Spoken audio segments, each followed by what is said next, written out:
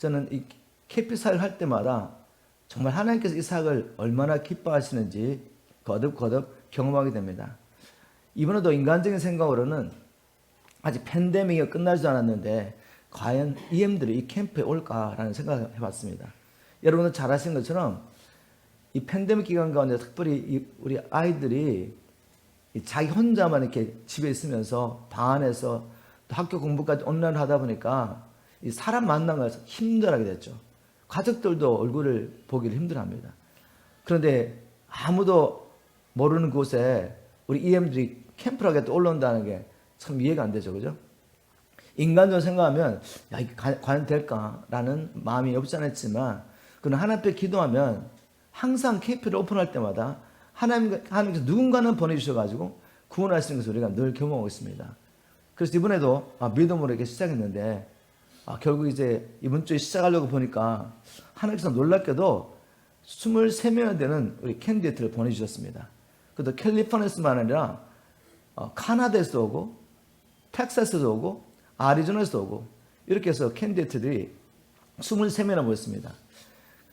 무엇보다 팀 사역자를 구하는 게 참 힘들었습니다.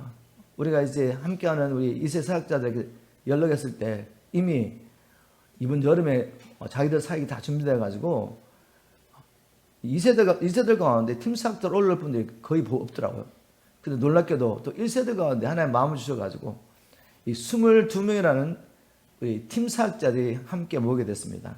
그래서 45명이나 올라가서 이번 캠프를 하게 됐는데 이것만 봐도 정말 하나님께서 얼마나 이 사역을 기뻐하시고 우리가 믿음으로 행동하기를 기다리고 있는지를 보게 됐습니다. 그런 면에서 오늘 우리 하나님과 함께 동역하기 위해서 하나님께서 왜 이 사역을 우리에게 주셨는지 이거 사람이 시작한 게 아니거든요. 제가 아무리 봐도 하나님께서 이 사역을 시작하셨습니다. 제가 1993년부터 2세대도 캠프를 하면서 계속 하나님께서 주셨던 것들을 모으고 또 여러 캠프를 다니면서 하나님 주셨던 지혜를 통해서 우리가 이 킹덤 파워 캠프를 시작하게 됐는데 킹덤 파워 캠프는 원래 파워 인 캐나다 이름으로 시작했습니다. 그때 2007년에 시작했는데 정말 한 번 해보지 않은 것을 40여 캠프 하는 동안에 하나님 한번 연습하게 하시고 그래서 그 다음 그 해에 겨울에 우리 사역을 시작했는데 그때도 제가 개척기라고 했었는데 저희 성도들 20명도 안 모일 때예요. 근데 여러분 20명도 안 모이는 이 교회가 이 파워인 캐나다는 사역을 처음으로 시작하는데 누가 오겠습니까? 사람의 생각 안 올 것 같죠? 근데 하나님이 정말 이 사역에 인쳤다는 증거로서 120명이 모였습니다. 캔디데이트만 120명. 여러분 이해가 되십니까? 그 이유는 물론 이제 이 사역을 하기 전에 우리가 한 12명 정도를 모아놓고 40일 캠프를 했죠. 40일 캠프를 하고 그 은혜를 받은 아이들이 자기 교회에 들어가서 아리조나에서 온 애도 있고 다른 주에서 온 애도 있는데 이 아리조나에서만 60명을 데려와서 60명을 한 아이가 30명씩 60명 데려오고 또 우리 캘리포니아에 있던 사람들이 또 한 60명 모으고 그래서 교회를 개척하고 난 다음에 아주 미약할 때 하나님께서 120명의 캔디데이트를 보내셔가지고 이 사역을 감당하게 했습니다. 그래서 이 사역을 쭉 이제 해오면서 사실 이 사역이 어떻게 이렇게 사역이 풀어졌는지 잘 알지를 못했어요. 근데 하나님께서 이제 한국의 사역의 문을 여시면서 그때 이제 데이비드 형제가 디렉터를 맡을 때 아마 이렇게 제게 물은 것 같아요. 데이비드 형제가 목사님 좀 이 사역을 홍보했으면 좋겠다. 이 사역이 뭔지 좀 알려줬으면 좋겠다. 하나님 앞에 기도하는 가운데 하나님께서 오늘 요주를 내렸던 말씀 있죠. 요한복음 11장을 주셨습니다. 요한복음 11장을 주시면서 바로 이런 원리로 지금 이 사역이 흘러가고 있다라는 마음을 주셨어요. 제가 나중에 가서 그거 한번 좀 이제 풀어볼 겁니다. 제가 왜 이야기를 나누냐면 여러분들이 이제 팀 사역들 함께 참여하고 계시는데 하나님께서 왜 이 사역을 주셨고 이 사역이 어떻게 흘러가서 결국 무엇을 이루기 원하시는지 하나님의 계획을 알지 못하면 여러분 그냥 저를 도와주는 겁니다. 그래서 확신이 없겠죠. 그런데 한 성령의 인도를 받으면서 성령께서 지금 이 사역을 통해서 어떻게 뭔가를 어떤 결과를 원하신다는 걸 알고 우리가 한마음 한뜻이 될 때 그 사역의 효과는 아마 노래할 겁니다. 그리고 여러분 각자 주신 은사가 반드시 나타나기 때문에 우리가 이 한 몸으로서 하나님의 어떠한 분을 드러내면서 그리스도의 몸으로서 영혼을 섬길 수가 있습니다. 그런 면에서 오늘 이 킹덤 파워 캠프를 우리가 하는데 영적인 원리가 뭐냐, 어떤 원리 가운데 이런 사역이 풀어졌는지 한번 나눴으면 좋겠습니다.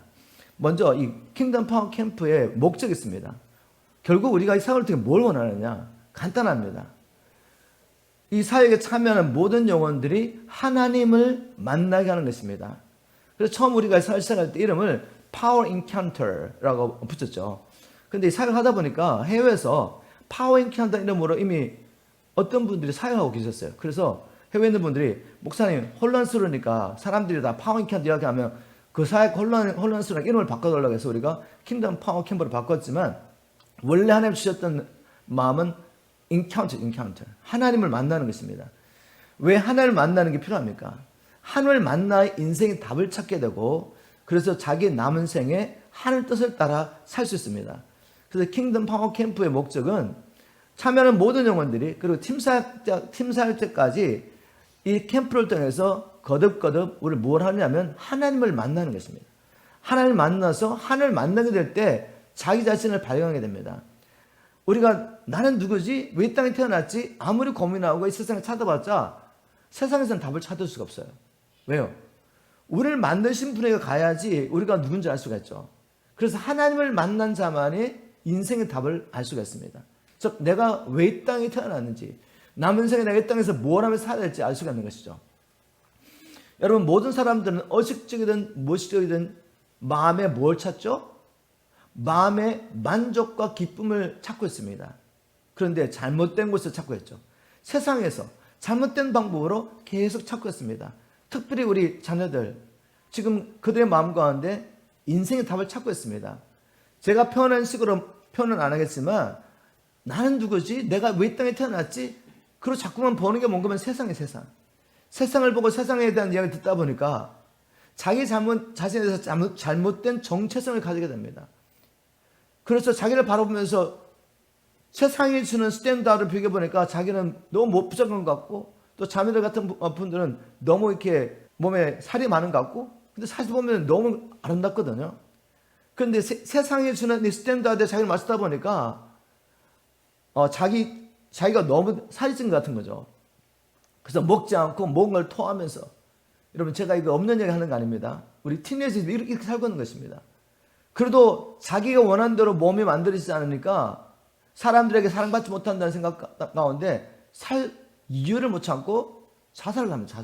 자살 시도를 하는 거예요. 여러분 지금 이런 세상입니다.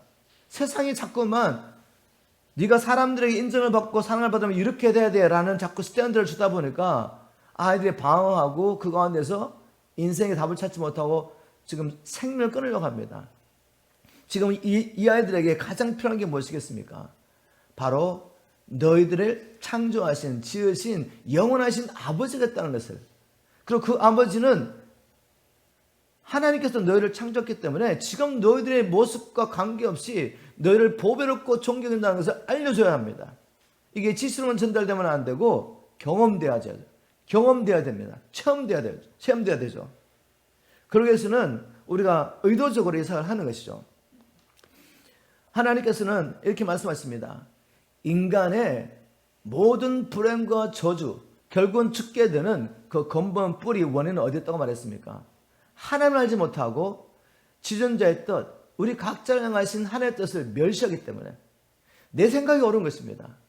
나를 행복하게 하는 것, 내 인생에 즐거움을 주는 것은 바로 이런 거야. 그리고 하나님의 뜻을 버려버립니다. 하나님 우리에게 뭘 요구하시죠? 하나님이 요구하신 것은 무엇입니까? 신명기 10장 12절 13절에 보면 이스라엘 백성 여러분, 여러분의 하나님 여호와께서 여러분에게 요구하신 것이 무엇입니까? 지금 우리에게 말씀하시는 거예요. 하나님이 여러분에게 요구한 게 뭡니까?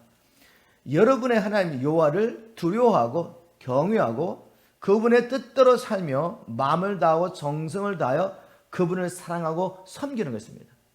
하나님 요구하신 게 뭐라고요? 마음과 뜻과 정성을 다하여 하나님을 사랑하며 하나님만 섬기는 것인데 하나님 왜 이걸 요구하시죠? 13절 이렇게 말합니다. 내가 여러분의 행복을 위하여, 우리의 행복을 위하여 오늘 여러분에게 전하는 여호와의 명령과 규정을 지키는 것이 아니겠습니까? 왜 하나님이 너 자신을 부인하고 십자가를 지고 나를 쫓아오너라. 마음과 뜻과 정성을 다해 하나님만 사랑하며 그 말씀을 순종하라고 말씀하십니까? 너희 행복을 위하여. 지금 너희들이 간절히 찾고 있는 마음의 평화와 기쁨과 즐거움을 위하여 내가 너희들에게 요구하는 것은 마음과 뜻과 정성을 다해 나만 사랑하며 내 명령에 순종하는 것입니다. 그런데 우리 안에 있는 무언가가 이렇게 말하죠. 하나님 정말 이기적입니다. 나의 행복과 나의 즐거움에서 이걸 해야 될 것 같은데 하나님 자꾸만 자기만 사랑하래요. 하나님 말씀을 순종하래요. 막 얽어매는 것 같죠. 여러분 이게 거짓말이에요. 거짓말. 아직도 우리 안에 남아있는 마귀의 견고한 진에서 나오는 소리입니다. 모든 걸 버리고 주님을 쫓아가고 나를 부인하고 내가 억울한 일을 당했는데도 나를 핍박하는 데서 기도하라고 말씀하십니다. 원수를 사랑하래요. 오리를 가졌는데 심리를 가지고 겉옷을 달라는 속옷까지 주고 이렇게 하면 다 뺏겨버리고 내가 죽는 것 같죠. 불안할 것 같죠. 아니요. 여러분 한번 해보세요. 말씀에 순종해보시라고요. 바로 그때 하나님 주시는 기쁨과 평강과 이 즐거움이 기쁨이 우리 안에 충만하게 되죠. 그런데 내 고집도 내 생각대로 가봤더니 끝이 어떻게 됐습니까? 행복하시던가요? 즐거우시던가요? 아니죠. 마귀에 속으신 것입니다.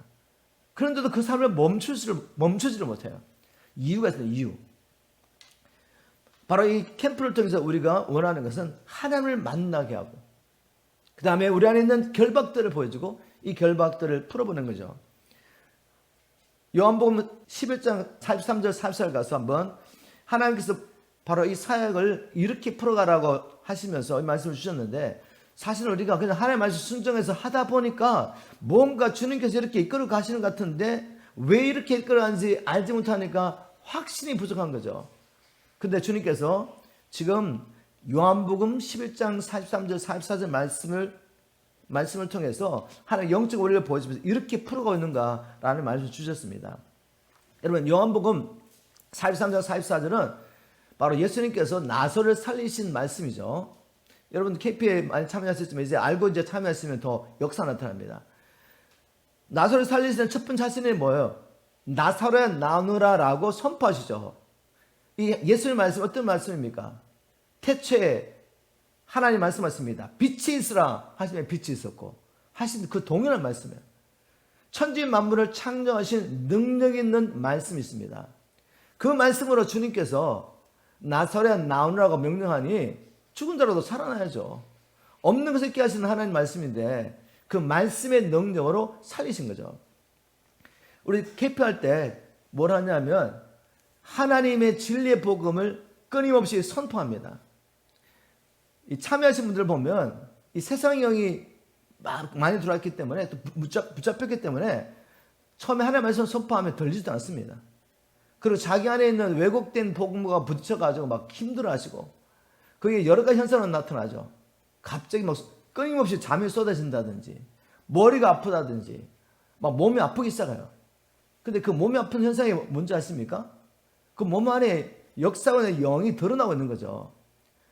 그래서 처음에는 와가지고 막 머리가 아프다 그러고 배가 아프다 그러고 사역에 참여하지 못하고 우리가 약을 주고 그랬는데 나중에 하나님이 하신 말씀이 너희들 지금 속고 있다. 지금 어둠의 영이 드러나고 있기 때문에 그들이 졸든지 머리가 아프다든지 일단 기도를 해주고 계속 선포하러 말씀하신 거죠. 우리 이세 사역할 때 보면 애들 다 졸고 있습니다. 특히 한 이틀까지는 졸고 있어요. 첫 번째 날하고 둘째 날이 제일 힘들어져. 제일 힘든데 바로 이때 믿음으로 계속 선포하는 것입니다. 제가 한 번은 아랍 커뮤니티 가서 2013년에 손해 사역을 하면서 집으로 이제 아랍 쪽으로 옮겨가지고 들어갔는데 목사님과 선교사님들이 이 사역을 해달라는 거예요. 저게. 그래서 아니 여기는 원래 룰이 자기 사역을 풀자는 곳인데 왜 사역하러 왔습니까? 지금 우리 아이들이 힘들다는 거예요. 그래서 이세들을 모아놓고 처음으로 이제 캔사스에서 한번 파워인턴을 했습니다. 근데 그때 이제 2세 사역자도 와 있었죠. 근데 제가 이렇게 계속 복음만을 성경을 열어가지고 막 1시간씩 얘기하니까 다 졸죠, 이렇게. 그래서 그 2세 사역자가 나중에 간증하기를 아니, 목사님 도대체 2세 사역을 해보셨나? 이렇게 생각했대요. 2세들에게 1시간씩 설교하면 누가 듣나 이거죠. 15분도 집중이 안 되는 애들한테. 근데 여러분, 계속 이렇게 복음을 선포하는데 어떤 일이 나는지 아십니까? 나중에 이제 둘째 날 되고 셋째 날 되니까 애들이 다 깨어나가지고 막 하나님을 찬양하고 주님 만나는 역사가 일어난 거죠. 그리고 마지막엔 제일 많이 졸도 내려 나와서 주님 만난 이야기 하니까 이스라엘이 깜짝 놀랐습니다. 그리고 나중에 자기가 나에게 차도하는 말이, 사실 목사님 처음 사역하실 때 계속 성경만 열어가지고 계속 말씀하시는데 애들 무슨 말인지 못 알아듣는데 목사님이 계속 하시더라는 거죠. 이제 저렇게 사역이 될 거라고 생각했는데 결국 깨닫게 됐습니다. 다른 방법이 없는 걸 알게 됐습니다. 우리 자녀를 살리는 방법은 복음밖에 없는 걸 알게 됐대요, 자기가.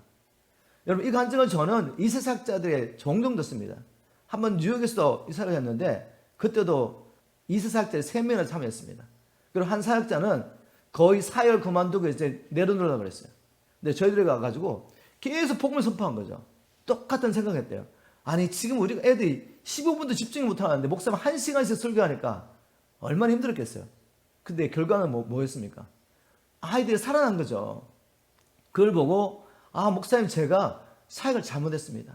어떻게든 얘들을 교회에 데려오게 하려고 사역을 프로그램을 만들었는데 얘들에게 필요했던 것은 복음이었습니다. 그것도 하나님의 말씀을 열어서 성경이 말하는 대로 복음을 전하는 일이 너무나 중요하게 알게 됐습니다.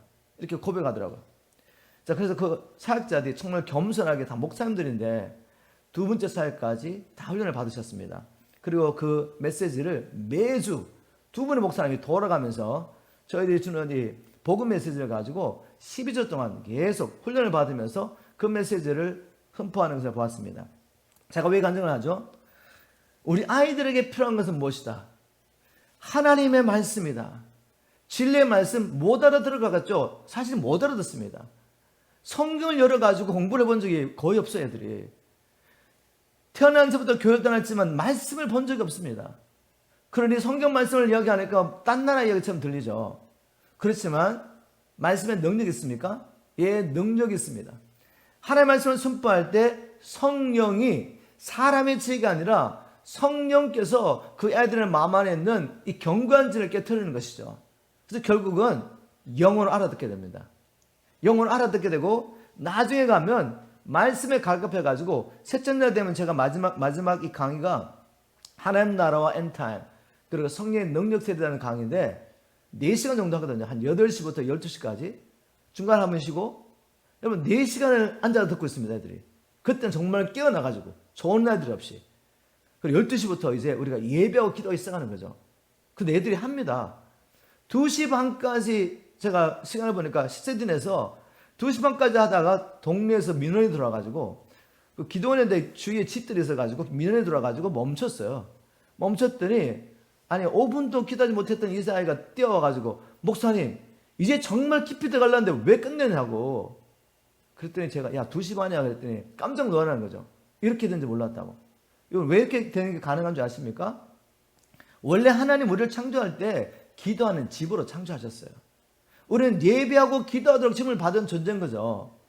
그런데 세상에 들어왔으면 눌려서 원래 우리가 자연스럽게 할 일을 할 수가 없고 그 세상이 끌고 가는 대로 그게 즐겁고 그러니까 false pleasure죠. 거짓된 만족이지만 그것을 계속 할 수밖에 없어요. 왜? 끌려다니니까. 그런데 그 가운데 진정한 만족과 기쁨을 우리가 찾을 수 있습니까? 없지 않습니까? 그래서 갈급해서 자꾸만 다른 걸 찾는데 더 깊이 어둠의 권세에 묶이게 되는 것입니다. 그래서 첫 번째 단계에서 우리가 하는 일이 뭔가 하면 끊임없이 복음을 선포합니다. 자, 첫 번째 단계에서 우리가 선포하는 메시지 가운데 제가 몇 가지만 나눠보겠습니다. 왜 이런 메시지를 이렇게 하는지 잘 들어보세요. 처음에 우리가 시작하기를 나의 영혼을 어디서 보낼 것인가 라는 메시지를 선포합니다. 왜냐하면 대부분의 사람들이 어디를 바라보고 살고 있습니까? 땅을 바라보고 살고 있잖아요. 마치 이 땅에서 영원히 살 것처럼 우리가 이 시선을 하나님께로 맞추고 영으로 맞추도록 도와주지 않으면 그냥 이 땅에서 행복하게 만족하게 살 수 있도록 성경의 프린시플을 가지고 얼마든지 우리 이야기할 수 있습니다. 그렇게 해가지고 애들 하나님 만날 수가 없어요. 우리 시선을 이 땅에서 하나님께로 또 잠깐 있다 끝날 이 세상에 살면서 영원한 하나님 나라를 바라보도록 도와줘야 됩니다. 근데 여러분 놀랍게도 이 참여하는 대부분의 사람들이 교회 생활 이미 하고 있는 사람들이고 우리 2세들은 엄마 뱃속에부터 교회 다녔던 아이들입니다. 그리고 교리 문달을 하고 세례 받았던 애들이에요. 그러니 그 마음속에 뭐가 있겠습니까? 난 죽으면 천국 간다 이렇게 생각하고 있습니다. 이 생각부터 깨트려줘야 되죠. 그래서 어떤 얘기부터 시작하냐면 유대인 이야기부터 합니다. 유대인 이야기. 유대인들은 자기 나름대로 민족적으로 어떤 확신이 있습니까? 우리는 열방 가운데서 하나님이 택하신 하나님의 선민이다. 우리는 아브라함의 후손으로서 할례받은 자로서 하나님의 백성이라는 확신이 있습니다. 근데 사실은 뭐였습니까? 진리는 뭐였습니까? 우리 지금 어째 사실 말씀이 뭐죠? 너희들은 마귀의 자식이라고 말하잖아요. 그래서 회개하라. 하나님 나라를 갖고 왔다고 선포하십니다. 사도 바울 같은 사람도 누구보다도 하나님 된 열심 있는 사람인데 그 사람 거듭난 사람 아니었잖아요. 사도행전 9장에 다메섹 도상으로 예수 믿는 사람 핍박으로 가다가 하나님이 직접 찾아오셔서 주님이 직접 찾아서 만나주셨죠. 그 빛 가운데 주님을 만나고 육신의 눈은 얻었지만 영이 열린 사람. 내가 하나님을 섬기도 하면서 오히려 하나님을 대적하고 살았구나. 그 모먼트까지 바울은 마귀에 속한 사람이었습니다. 근데 몰랐잖아요. 이 이야기를 하면서 당신들의 확신이 진리가 아닐 수 있다. 이거 확인해 봐야 되지 않겠냐? 무엇으로? 하나님의 말씀으로. 그래서 이 영생이 뭔지를 나눕니다. 영생. 근데 성경 말씀 보면 영생은 하나님을 아는 것이라고 되어 있잖아요. 사람들이 다 자기가 하나님 안다고 생각하거든요. 성경 말씀 들어가지고. 그죠? 근데 성경이 말하는 아는 것이 무엇이죠? 체험적인 알미잖아요. 한 남자와 한 여자가 연합하는 것을 기너스크라는 단어를 쓴다는 말이에요. 그래서 이걸 보여주면서 당신들 정말 하나님을 체험적으로 알고 있습니까? 하나님과 연합했습니까? 이렇게 물으면 또 아니 도대체 하나님과 연합하면 우리가 어떻게 알 수 있습니까? 성경에 답이 있죠. 하나님과 연합한 자의 자연스러운 열매가 무엇입니까? 하나님의 말씀에 순종할 수 있는 것이죠. 요한일서 2장 3절이죠. 우리가 하나님을 안다는 걸 어떻게 알 수 있습니까? 우리가 그의 계명을 지키면 이로써 우리가 하나님을 안다고 할 것이요. 하나님을 안다고 하면서 계명을 지키지 않는 자는 자기를 속이는 자요. 진리가 그 속에 있지 않다라고 요한이 말했습니다. 그래서 하나님을 아는 것은 우리 하나님을 안다는 걸 어떻게 알 수 있습니까? 다시 말해서 영생 있는 걸 우리가 어떻게 알 수 있습니까? 내게 하나님의 말씀에 순종할 수 있는 능력이 있는 나를 봐야 되죠. 또 예수님께서 영생이 뭐라고 말씀했습니까? 하나님을 믿는 자가 영생이 있다고 말했죠. 근데 문제는 다 하나님을 믿는다고 생각하고 있는 것입니다. 그래서 성경을 통해서 영생을 경험할 수 있는 믿음이 뭐냐? 그걸 또 보여줘야 되죠. 성경에 보니까 죽은 믿음이 있고 역사하는 믿음이 있습니다. 우리에게 영생을 주는 믿음 어떤 믿음이죠? 살아있는 믿음, 역사하는 믿음. 그 믿음이 순종을 통해 나타나지 않으면 그 믿음은 죽은 믿음이죠. 결국은 우리에게 영생이 있느냐 없느냐를 확인할 수 있는 방법이 있습니다.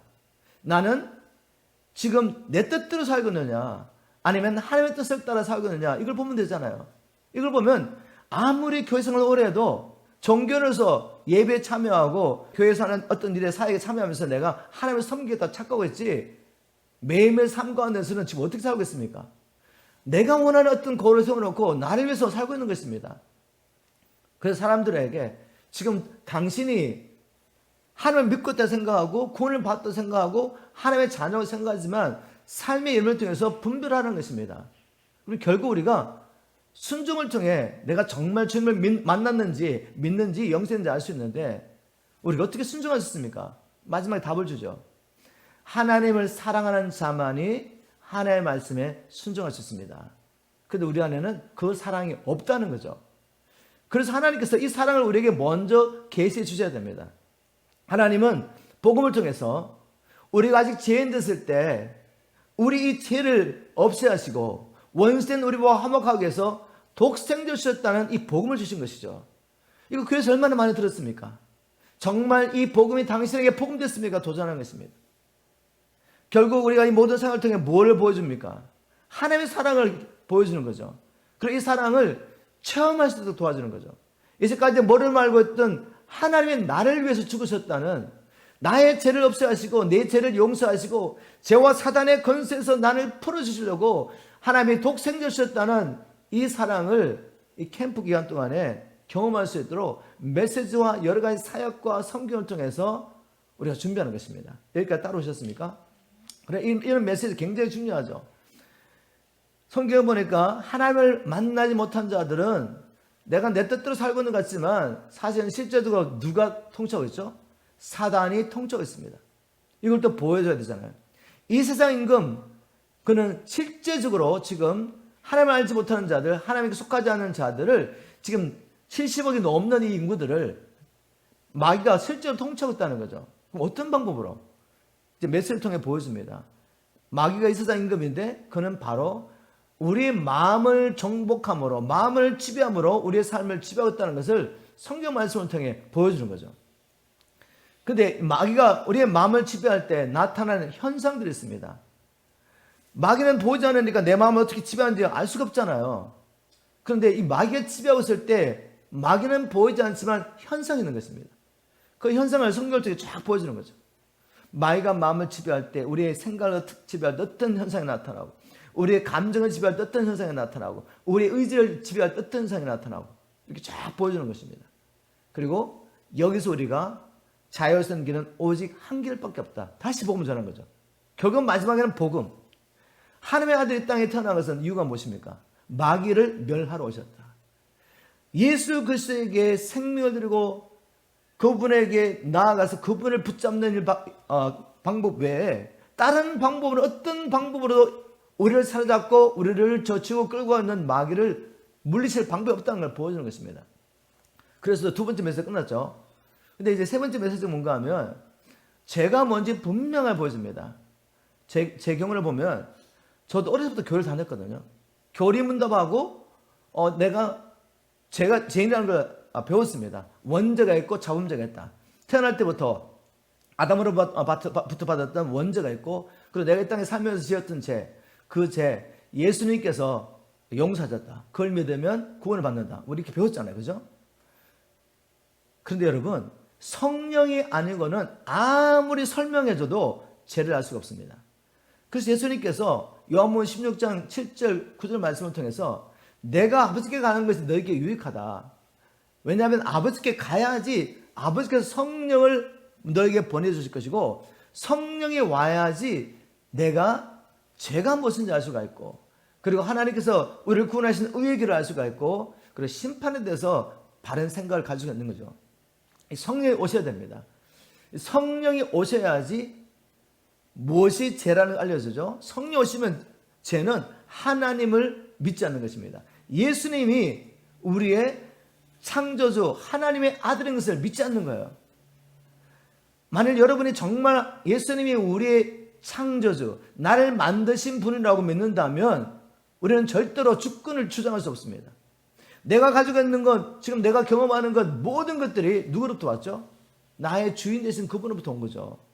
그리고 그분이 나를 창조하신 목적은 나를 위해 창조한 게 아니에요. 다른 어떤 존재를 창조한 것이 아니라 만드신 그분을 위해서 창조하신 것입니다. 근데 내가 예수를 믿는다면서 여전히 주권이 내겠다는 증거가 무엇입니까? 하나님 앞에 가서 자꾸만 내가 원하는 걸 구하는 거죠.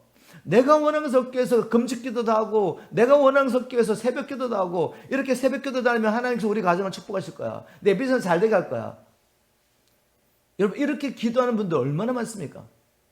한국에는 수능 시험을 할 때가 되면 교회 새벽기도가 그냥 넘쳐난답니다. 이게 지금 우리 한국교회 현조적이었죠. 왜 수능 시험을 치는데 이렇게 새벽기도 사람들이 찾아와가지고 헌금을 하고 기도를 합니까? 여전히 자기가 주인 거죠. 우리 자식 수능 시험 되게 해달라고 기도하는 겁니다. 자, 여러분, 여전히 우리가 지금 주인들과 살고 있는 거죠. 이 죄를 회개하는 것입니다. 이 죄를 회개하지 않으면 성경에 보니까 여전히 우리는 사단의 지배를 했습니다. 너희가 누구에게 순종하든지 그 순종을 받는 자의 종이 된 것을 알지 못하느냐. 그리고 또 이 죄 때문에 결국은 우리가 죽게 되죠. 영적으로 하나님과 끊어진 상태에 있습니다. 우리가 만일 회개하지 않았고 하나님의 성령을 통해서 그리스도와 연합하지 않다면은, 그죠? 그래서 첫 번째 이 죽음이라는 것은 영적인 죽음을 의미하고, 이제 결국 우리가 육체가 죽게 되죠. 육체의 죽음은 우리 영혼이 우리 육체와 분리되는 것입니다. 여러분, 육체라는 것은 우리 계신 이 땅에서 하나님의 사명을 감당하려고 잠시 우리가 머무는 집에 불과해요. 근데 이 집을 얼마나 소중하게 생각하는지, 물론 우리가 이 집을 가꿔야 됩니다. 그냥 이 집으로 우리가 하나님 일을 하기 때문에. 그런데 우리가 영원히 가서 살 집은 어떻게 관리하겠습니까? 내가 이 육체를 관리하는 것만큼 내가 영원히 살 집, 이제 우리가 육체를 벗으면 영원한 집으로 옷 입을 텐데 그 영원한 집을 위해서 얼마나 여러분 신경을 쓰시고 관리를 하고 계시냐 이거죠. 여러분 영혼을 위해서 얼마나 관리를 하고 계세요. 여러분 결국 우리는 육체의 죽음을 경험하게 됩니다. 그때는 우리의 영혼과 육체가 분리되게 되는데 우리가 영혼의 살 집을 위해서 준비하시고 주면 축복합니다. 가장 무서운 죽음은 뭔가 하면 이제 하나님과 완전히 분리되는 거죠. 완전히 분리돼서 불모자 던져지는 것인데 우리가 복음 전할 때 심각하게 지옥을 이야기합니다. 그냥 많은 사람들이 지옥에 대해서 그냥 어렴풋이 알고 있습니다. 그래서 지옥 그러면 생각도 하고 싶지 않아요. 근데 우리 분명히 증거해야 됩니다. 왜냐하면 우리 예수님께서 지옥에 대해서 적나라하게 말씀하셨기 때문에. 그래서 누가복음 16장에 나오는 부자와 나사로의 얘기를 통해서 이 부자라는 존재는 유대인이요. 그리고 문명에 보면 바리새인이다. 바리새인. 자기가 구원받을 걸 확신했지 않습니까? 근데 결국 어떻게 됐어요? 지옥에 떨어졌습니다. 왜? 회개하지 않았기 때문에. 여전히 자기가 주인 되어서 종교로서 자기로서 열심히 요한을 섬긴 겁니다. 이걸 보여주면서 지옥의 실체를 보여주죠. 그리고 이제 네 번째 메시지가 뭔가 하면 이 성경에 보니까 죽은 믿음이 있고 그리고 살아있는 믿음이 있다는 거죠. 그리고 은혜도 가짜 은혜가 있고 진짜 은혜가 있습니다. 그래서 이 메시지를 통해 뭘 보여주냐면 많은 사람들이 죽은 믿음 붙잡고 있고 교회에 있는 많은 사람들이 하나님 말씀하신 은혜를 알지 못하고 거저 죄를 덮어주는 은혜를 알고 있다는 거죠. 이걸 분별하지 못하면 유다서 1장에 나와 있는 것처럼 1세기 때부터 마귀라는 존재가 자기의 거짓 종을 보내고 뭘 했습니까? 교회 안에 왜곡된 잘못된 은혜 복음을 전한 것입니다. 이 왜곡된 잘못된 은혜 복음을 증거하면 나타나는 현상이 있습니다. 그 삶이 경건하지 않습니다. 그리고 결국 어떻게 하죠? 은혜로 구원을 받았다고 말하면서 나의 모든 죄를 하나님께서 과거, 현재, 미래 모든 죄를 은혜로 덮어줬다고 믿습니다. 맞는 말인데 근데 결국 어떻게 되죠? 하나님의 주권을 부인하고 삽니다. 내가 한번 예수를 믿고 크리스천이 됐으면 이제 심판을 받지 않는다 생각합니다. 그래서 어떻게 합니까? 마음대로 사는 거죠. 그리고 그걸 은혜라고 말하죠. 이게 1세기 때 교회에 이미 선포된 거짓 복음입니다. 근데 그 거짓 복음이 지금 교회 안에 얼마나 편만합니까? 이걸 보여주는 거죠. 그래서 참복음으로 돌아오라고. 계속 뭘 하고 있죠? 하나님 만날 수 있도록 길을 보여주는 거죠. 그렇지 않으면 자기는 하나님 만났다고 생각하기 때문에 회개도 안 했는데 하나님 만났다고 생각하기 때문에 그 상태에서 아무리 구해봤자 어떻게 되겠습니까? 길을 모르니까 방황하면서 다른 데서 막 구하고 있는 것입니다. 그래서 이런 복음의 메시지를 통해서 하나님 만날 수 있는 길을 보여주고 이제 하나님 만났다면 결국 우리가 이 말씀을 살아내야 되는데 살아내기 위해서 뭐가 필요하죠? 내가 금식하고 기도한다고 살아낼 수 있습니까 이거? 내가 노력한다고 살아낼 수 있습니까? 아닙니다 여러분. 그리스도와 연합의 비밀을 깨달아야 돼요. 주님과 연합했기 때문에 우리가 죄에서 끝난 것이지 내가 내 힘으로 죄를 이길 수 없습니다. 주님과 연합해서 우리가 새 생명을 얻지 못하면 그리스도와 함께 부활에 연합하여 참여하지 않으면 새 생명을 얻지 못하면 내 옛사람으로 살아낼 수가 없어요. 그리고 그리스도와 함께 하늘 보좌에 연합하여 지금 앉아있는 이 권세를 이해하지 못하면 어찌 마귀와 싸워서 이길 수가 있겠습니까? 그리고 그리스도와 연합했다면 당연히 이 땅에서는 하나님 나라를 구하면서 예수님처럼 고난을 받는 게 마땅하죠. 근데 잘 믿다고 생각하는데 고난을 받으면서 이해를 못하는 사람이 너무 많은 거죠. 고난 받는 게 당연한 것입니다. 이 땅에서는 그리스도와 함께 연합하여 고난을 받아야 하지 장차 올 세상에서 그분과 연합하여 영광에 참여할 수 있습니다. 이걸 어떻게 누리는지 바울은 구체적으로 로마서 6장에서 설명하고 있습니다. 그리고 또 우리 구약의 성도들이 애굽에서 나와서 가나안 땅 어떻게 점령하는지 보여주면서 우리가 하나님께 주신 이 약속들을 어떻게 구체적으로 누리며 하나님 나라를 이루며 살 수 있는지를 보여주면서 이제 first stage, 첫 번째 단계가 끝나는 거죠. 첫 번째 단계. 이 첫 번째 단계를 통해 가장 중요한 건 뭔가 하면 복음을 깨닫고 생명을 하나님 앞에 드리며 나가는 것이 얼마나 중요한지 보여줍니다. 저는 이 상담을 오시는 분들 만나보면 항상 공통점 있는 걸 보게 돼요. 공통점이 뭔가 하면 어느 정도 정말 하나님에 대해 열심히 있습니다. 근데 삶 가운데 문제가 굉장히 많아요. 근데 해결되지 않습니다. 그래서 여기저기 찾아다니다가 저까지 찾아와요. 그럼 제가 이렇게 묻습니다. 자매님, 형제님, 생명을 하나님 앞에 드렸습니까? 이렇게 물으면 이렇게 답합니다. 아니, 생명대로 하나님 앞에 섬기는 사람이 몇 명이나 있습니까? 도대체 누가 생명을 하나님 앞에 섬길 수 있냐? 생명대로 하나님 앞에 섬길 수 있냐고. 자, 결국은 생명 드리지 않는 이유를 여기서 찾아서 말을 하는 거죠. 그래서 제가 이렇게 말합니다. 자매님, 형제님, 제 말이 아니라 저보고 목사님 너무 높은 스탠다드를 세우시고 우리에게 요구하신 것 같은데 누가 그렇게 사셨습니까? 라고 말씀하셨는데 사실은 이게 하나님의 말씀입니다. 우리가 생명을 드리는 첫 번째 작업이 안 됐기 때문에 이 작업이 되지 않은 상태에서 아무리 언사를 받으려고 쫓아다니고 훈련을 받겠다고 쫓아다니는데 삶의 변화 없습니다.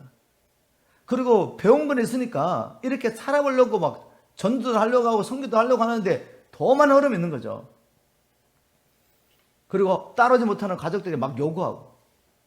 그래서 자기가 하나님께 생명도 안 들었어요. 그럼 주인이 누굽니까?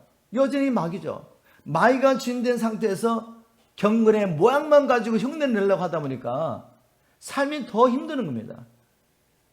여러분, 첫 번째 단계에서 해야 될 게 뭐죠? 생명대로 하나님 앞에 나가는 이 회개.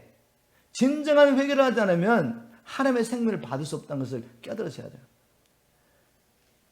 저와 여러분 다 생명 드는 줄 믿습니다. 그래도 우리가 그 후에 할 일이 많지만 첫 번째 단계에서는 생명 드는 회개를 통해서 하나님의 생명을 경험하게 하는 것. 이게 첫 번째 단계의 사역의 목적이죠. 이제 두 번째 단계가 풀어놓는 단계입니다. 예수님께서 나사로에게 나사로야 나오너라 그랬더니 나사로가 죽은 나사로가 살아서 나왔죠. 근데 자유롭게 움직일 수 있습니까? 움직일 수가 없죠. 왜? 지금 천으로 다 묶어놨잖아요. 그 당시에 이제 죽은 사람을 장사하시는 걸 보면 우리와 달라요. 굴을 파가지고 사람을 굴 속에 집어넣고 문을 닫습니다. 돌로. 근데 집어넣기 전에 이렇게 grave cloth라고 배로 동이어가 넣어놓습니다.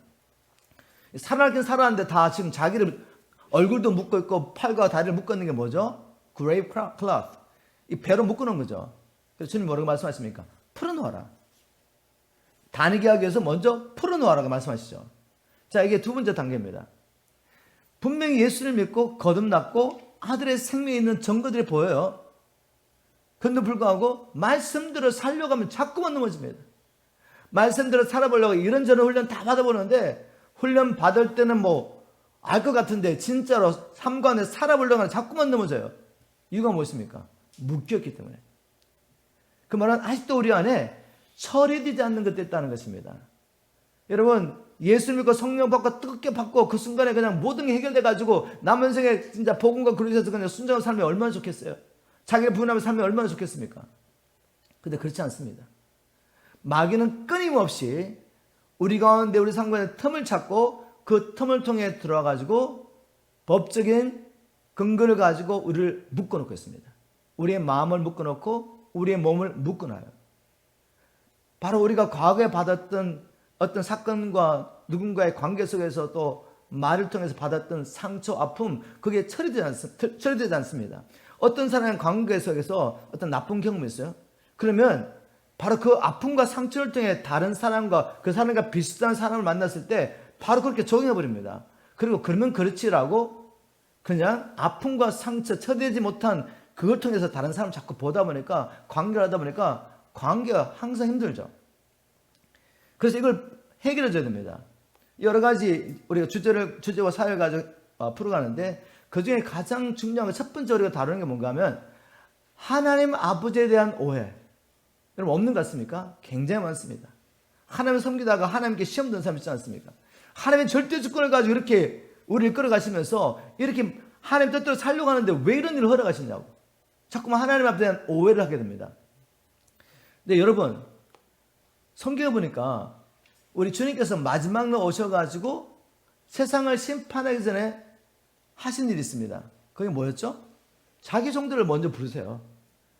자기 종들을 먼저 불러가지고 네가 내게 맡겨준 삶이 얼마나 감당했느냐 회개하게 하시죠. 직접 고백하게 합니다.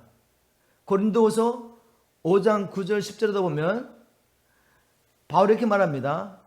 우리가 뭘 하든지 주님을 기쁘시게 하는 자 되기를 힘쓰는 이유, 그 이유는 우리 모두가 그리스도의 심판대 앞에 서야 하리라. 그때 우리가 행한 일에 따라 선을 행했든지 악을 했든지 보응을 받게 될 것이다 라고 말했습니다. 그건 하나님 예수님 말씀과 동일하죠. 예수님께서 제자들에게 말씀하셨습니다. 누가복음 19장에는 문화의 비를 통해서, 그리고 마태복음 25장에서는 달란트의 비를 통해서 달란트를 주고 문화를 주고 자기 종들에 가서 장사로 말씀하시잖아요. 주님 오시면 제일 먼저 종들을 불러가지고 너희들 얼마나 장사했는지 묻잖아요. 그죠? 근데 그때 무익한 종, 악한 종, 쫓겨나는 종이 있습니다. 하나님 주신 은혜까지 뺏겨버리는 종이 있다는 말이에요. 여러분 나중에 한번 시간 있으면 보세요. 마태복음 25장과 누가복음 19장에 하나님 앞에 쫓겨났던, 바깥 어둠에 쫓겨나서 슬픔 이를 갈았던 종, 이 무익하고 악한 종, 게을렀던 종, 19장에 나오는 종 똑같습니다. 왜 주신 사명을 감당하지 못했는지. 당신은 이런 사람입니다. 하나님에 대해서 굉장히 잘못된 생각을 갖고 있죠. 당신은 심지 않는 것을 거두시고 해치지 않는 것, 뿌리지 않는 것을 요구하시는 분이십니다. 그래서 제가 두려워서 그냥 감춰놨다가 갖고 왔습니다. 이렇게 말하죠. 자, 포인트는 뭐죠? 자기 주인에 대해서 완전히 오해하고 있는 것이죠. 여러분, 우리 마음 가운데 오해가 있습니다. 오해. 특히 아버지에 대한 상처가 있는 분들이 하나님에 대해서 그렇게 상처가 있습니다. 아버지가 굉장히 권위적인 사람, 그래서 뭔가를 명령하고 하지 않았을 때 막 때리고 이런 사람들 있잖아요. 그죠? 하나님이 그런 분을 아시는 거죠. 하나님의 명령에 불순종하면 기다렸다가 막 심판하시는 그런 하나님. 아니면 아버지가 굉장히 무관심해요. 그런 아버지 밑에 사는 사람들은 하나님을 볼 때 그렇게 생각합니다. 하나님은 내 삶 가운데 아무 관심이 없으셔. 내가 이렇게 힘들고 어려운데 하나님은 내 기도에 응답하지 않으셔. 아니요. 우리가 힘들고 어려울 때 하나님은 어느 때보다도 우리 가까이 계십니다. 우리에게 말씀하시죠. 우리를 위로하시죠. 하나님의 그 사랑을 계속 고백하십니다. 그런데 문제가 뭐죠? 우리가 마음의 상처, 아픔을 통해서 하나님을 바라보기 때문에 하나님 말씀하셔도 들리지 않고 하나님의 사랑을 주위에 있는 여러 가지 사건을 통해서 보여주셔도 보일 수가 없는 겁니다. 이 아픔과 상처, 그 가운데서 형성된 이 썬뿌리가 처리되지 않으면 하나님도 오해할 수밖에 없어요. 그리고 많은 사람들이 또 넘어지는 이유가, 이분은 분명히 열정이 있습니다. 하나님을 섬기기 원하는 열정이 있어요. 제가 이번 주에 만나는 한참에도 보니까 이분이 정말 열정이 있습니다. 복음을 전할 열정이 있었고, 결혼하면서도 한 가지 조건으로 결혼했어요. 남편과. 남편이 그때 교회 안 다니는데 교회 다니는 것. 그리고 그 가정에 들어와서 온 그 시댁 식구를 전도하는 것. 이 사명까지 들어오신 분이에요.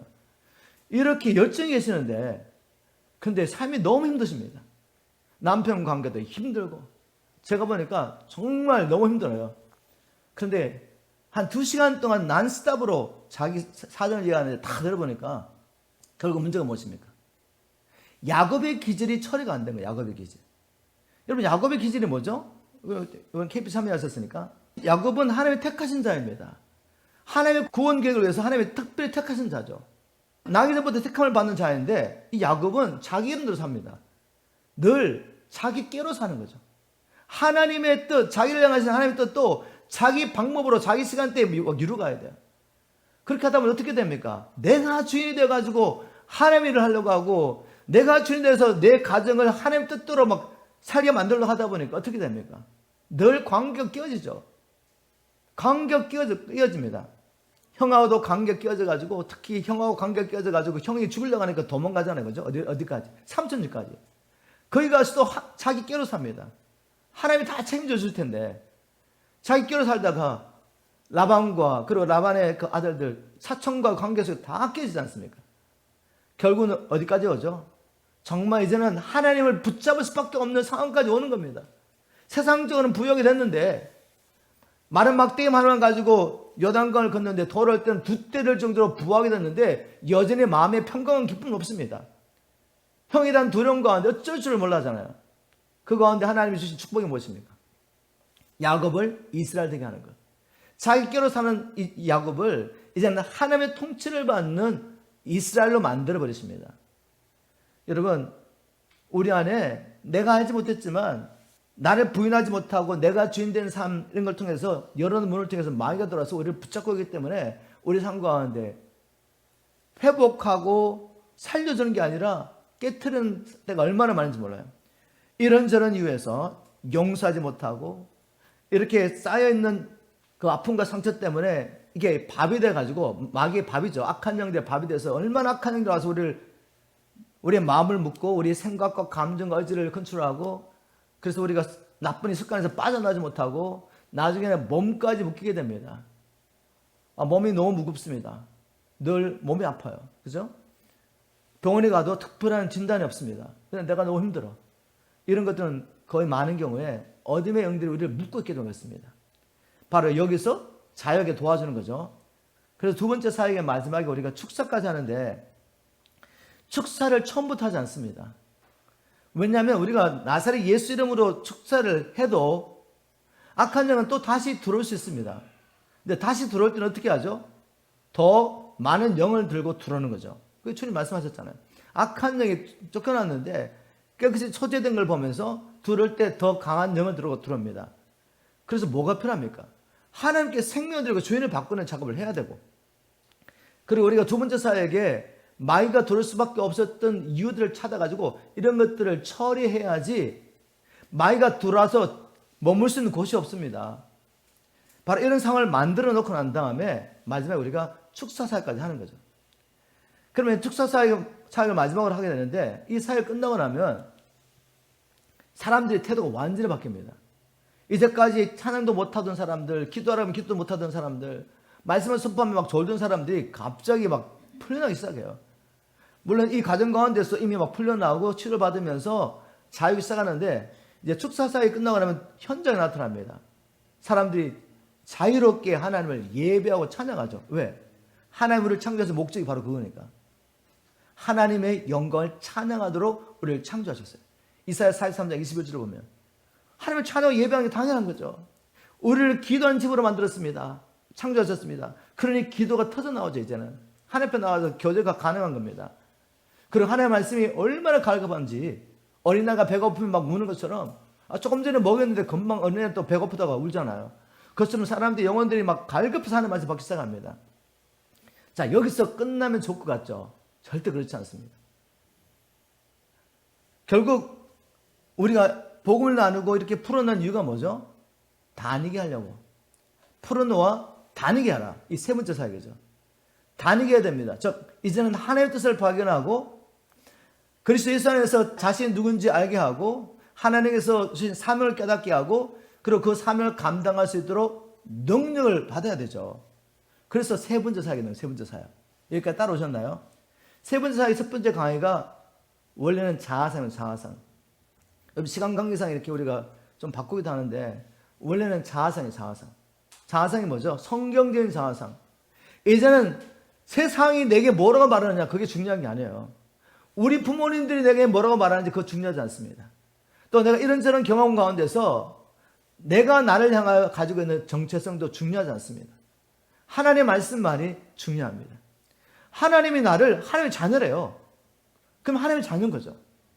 내가 하나님의 자녀 될 자격 인간적 없습니다.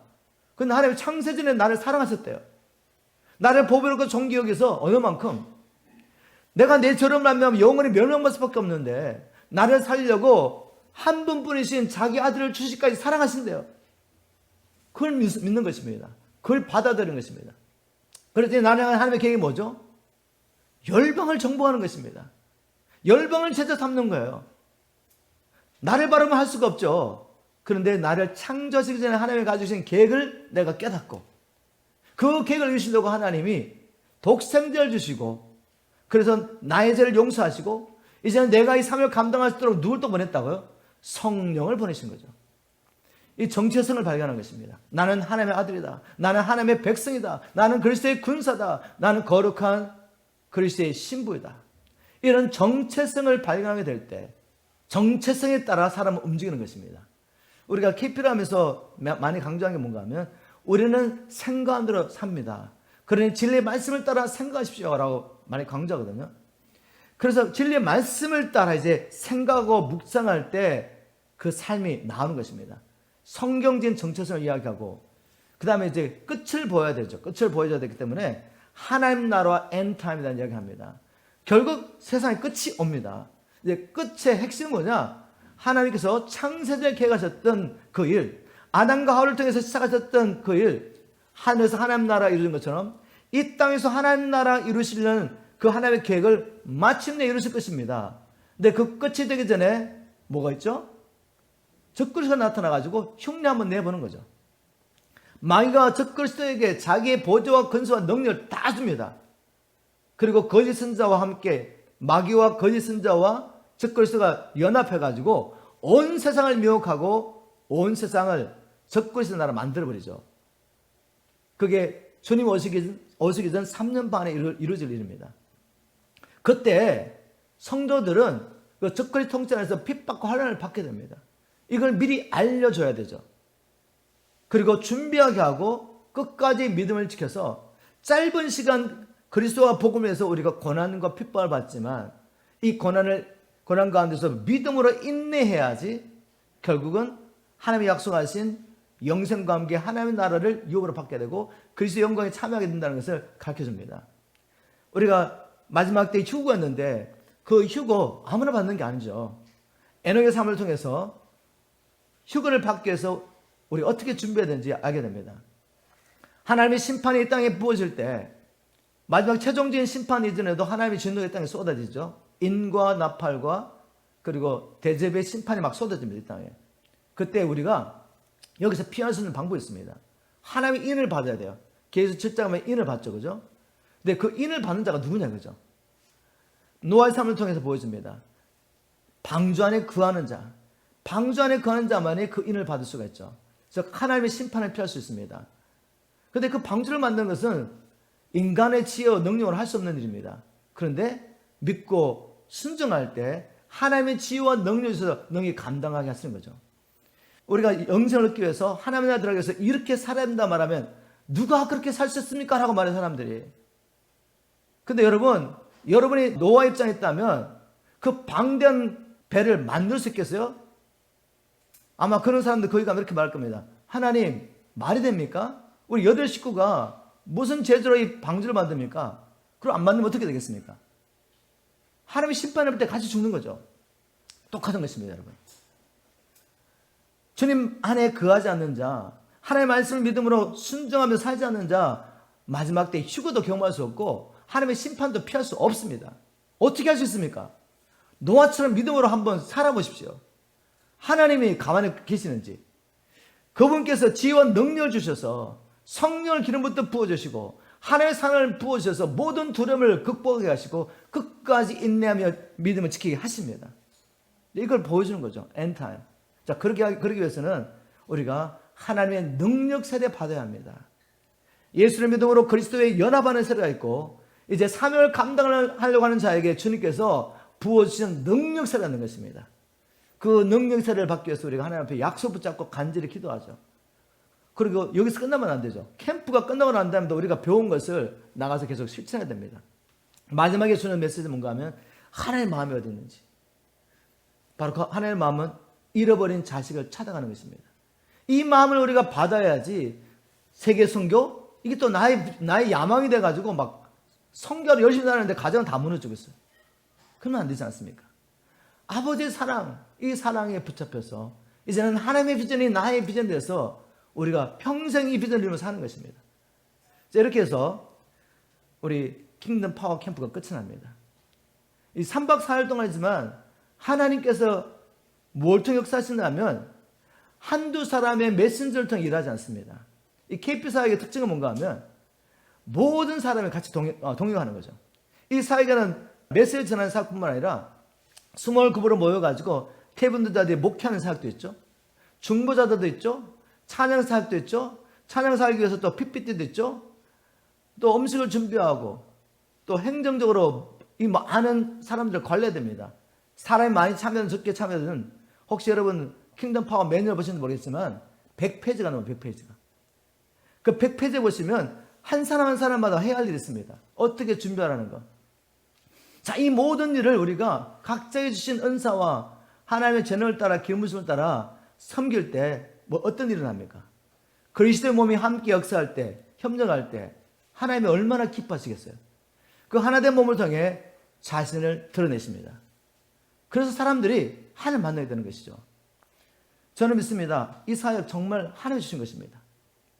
하나님이 정말 이걸 왜 주셨어요? 그래서 어디를 가든지 이 팀 사역자를 주십니다. 주셔서 함께 사역하면서 가는 것마다 영원히 구원을 받기 때문에 저는 멈출 수가 없는 것입니다. 여러분 이번에 참여하실 때 그냥 저 도와준다고 우리 목사님이 사역하시니까 도와줘야지 이런 마음으로 오지 마시고 하나님이 여러분을 원하십니다.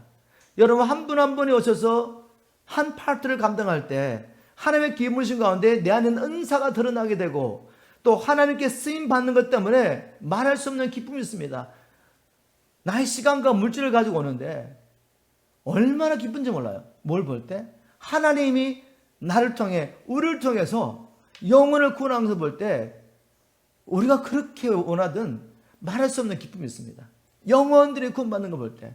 그래서 내가 이제는 헌신하는 게 기쁨이 있다는 거죠. 억지로 하는 게 아니라 기쁨을 할 수 있습니다. 이번에도 여러분 이런 하나님 주신 기쁨을 우리가 함께 맛보기를 간절히 소원합니다. 각자 있는 자리에서 겸손하게 하나님께서 우리에게 주신 은사를 따라 섬길 때 하나님께서 친히 우리를 통해 그 영혼을 구원하시고 영광 받는 그런 KP 사역이 되도록 주님으로 축복합니다.